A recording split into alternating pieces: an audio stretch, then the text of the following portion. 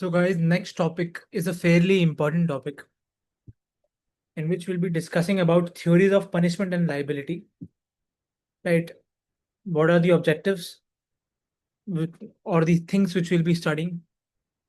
Retributive, deterrent, reformative, civil criminal liability, strict and absolute liability, and vicarious liability. These are different theories of punishment and different types of liabilities which are given when the court is given certain legal questions. So I'll start by explaining it through pages. We have different kinds of pages. Wow. But we'll follow the black.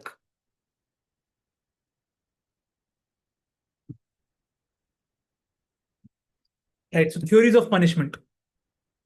The first theory which we'll be studying is the retributive theory. Retributive theory. So in this particular theory, we have to see that it is known as the theory of eye for an eye. Eye for an eye. इससे आपको समझ आ जाएगा कि किस तरीके की punishment देता है.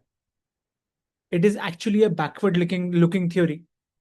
It argues that punishment is justified because the offender deserves it.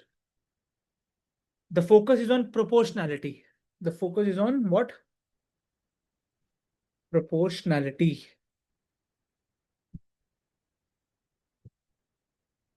मतलब कि अगर भाई तूने मेरी आंख फोड़ी है तो मैं भी तेरी आंख फोड़ूंगा. सीधी बात. The focus is on proportionality. The punishment must fit the crime, not be excessively lenient or excessively severe. There is a Supreme Court case in respect to this as well, which is Bachchan Singh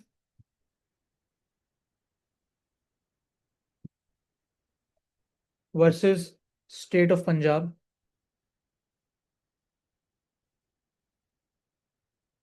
Is the 1980 judgment, right? It outlined the concept of rarest of rare. Concept of rarest of rare, right? Which is in respect to what? Death penalty. This doctrine holds that the death penalty should be reserved for the most heinous ones, reflecting society's collective outrage. ठीक है. ये society के collective outrage के लिए होती है majorly. ध्यान रखिएगा. नेक्स्ट.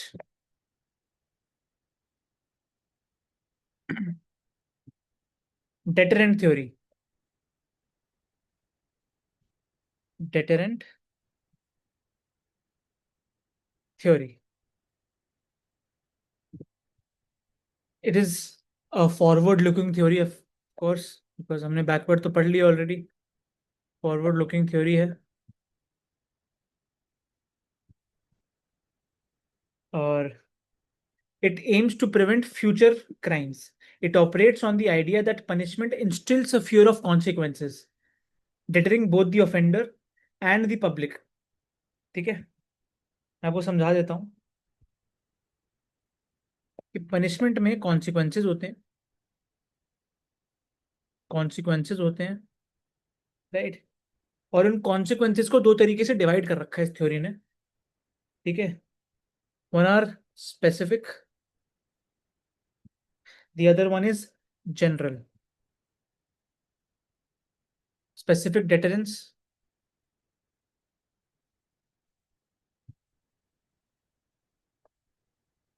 and general deterrence. ठीक है. सो यहाँ पे कवि क्या कहना चाह रहा है? कवि ये कहना चाह रहा है कि जो पनिशमेंट का आइडिया होता है ना, वो कॉन्सिक्वेंशियल फियर लाए सामाजिक जनता के अंदर. फॉर एग्जाम्पल जो निर्भया केस की डेथ पेनल्टी थी, ठीक है, समाज को ये दिखाया गया कि अगर आप कुछ ऐसी चीज करेंगे तो समाज के लिए बहुत खराब है, उसके लिए एक लार्जर मैसेज देना पड़ेगा जुडिशरी को। Right, sorry for this guys. Yes, so judiciary को एक लार्जर मैसेज देना पड़ेगा। और वही निर्भया का जो केस था, उसमें डेथ सेंटेंस को इसी तरीके से जस्टिफाई किया गया था। राइट, तो उस बात का आप लोग ध्यान रखिए कि कौन सा केस जस्टिफाई किया गया था, निर्भया का case. Right, I'll just connect it again. Give me a second. iPad. Yeah, screen. Next is reformative theory, guys. Next is reformative theory. Yes, third. Again, fairly important. Reformative theory.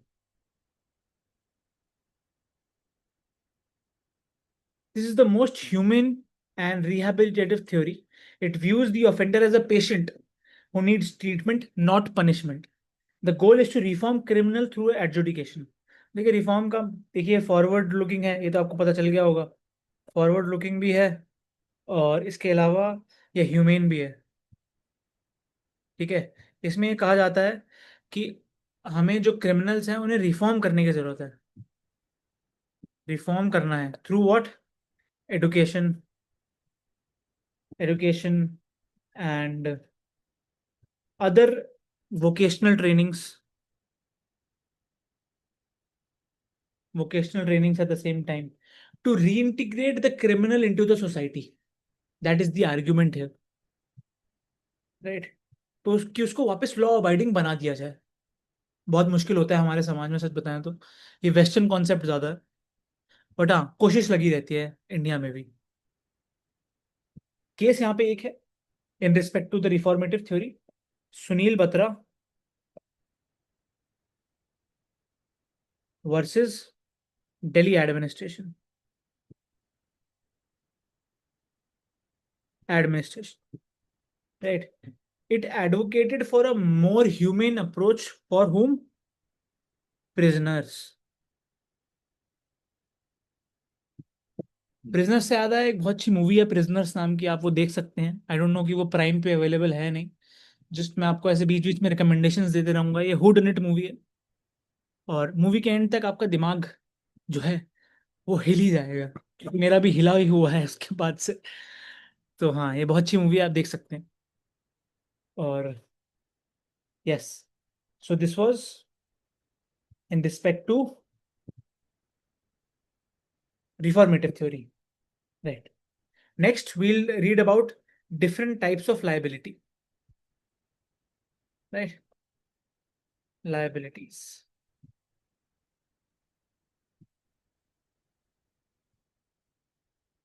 First is the prospects of liability. मैं simple आपको समझा देता हूँ पहले कौन से हैं।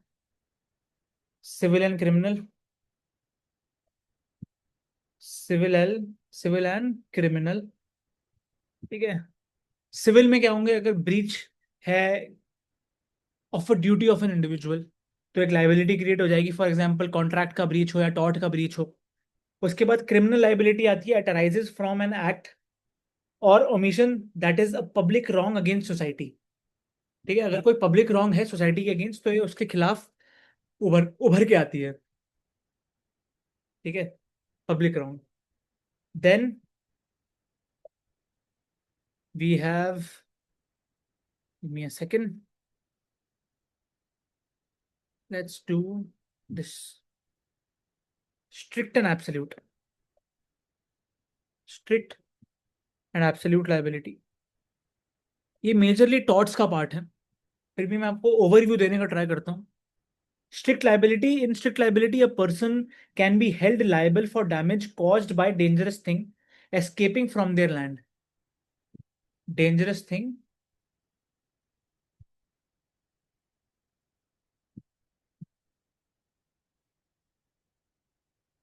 escaping from their land.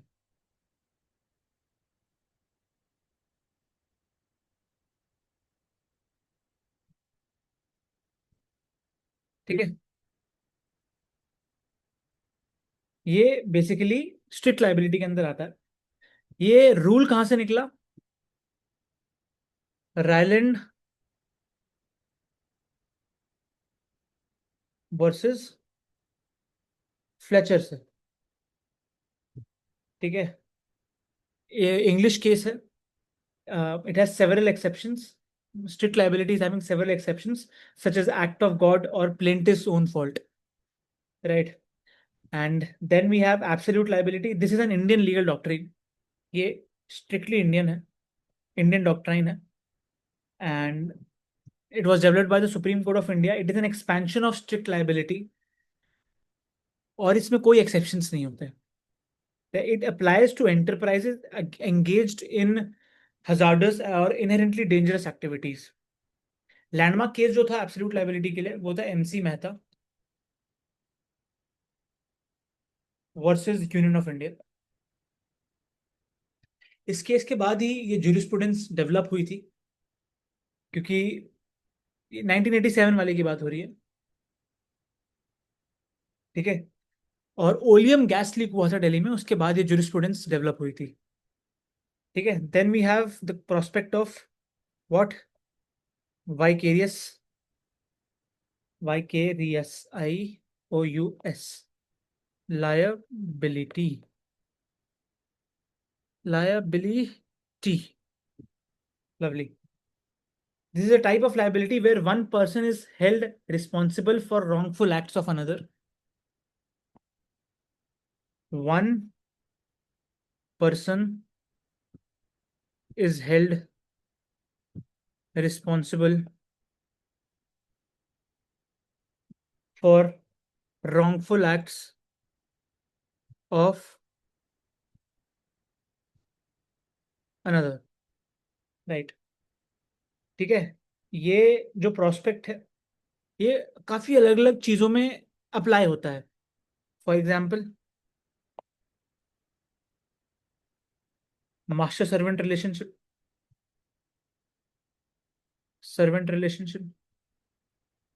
Principal and agent, principal and agent relationship, partners, एक जो फर्म है, एक पार्टनरशिप फर्म है। ठीक है, पार्टनर्स, पार्टनरशिप फर्म में भी हो सकता है कि क्या पता एक पार्टनर दूसरे पार्टनर की लाइबिलिटी के लिए इक्वली लाइबल होगा। अगर पार्टनरशिप ने एक लाइबिलिटी उठाई है, तो सारे पार्टनर्स की सेम लाइबिलिटी क्रिएट होगी, अनलेस एंड अनटिल वो जो पार्टनरशिप अग्रीमेंट है उसमें लिखा हो। ठीक है, इसका केस है बहुत अच्छा, सच बताऊं तो। केस है कौन सा? State of Rajasthan versus Shrimati Vidyavati, Shrimati Vidyavati. ठीक है, Supreme Court held the state vicariously liable for the torturous act of its employee. For the torturous act of its employee. Just a second, guys.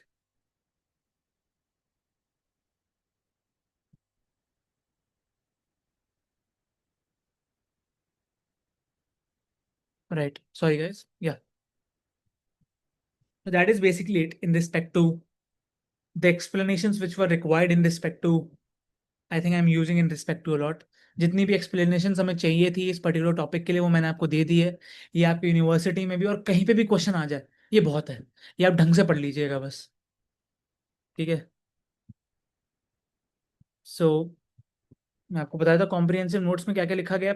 Punishment theories justify sanctions via desert, deterrence or reformation. Modern systems blend these in sentencing and regulatory policy.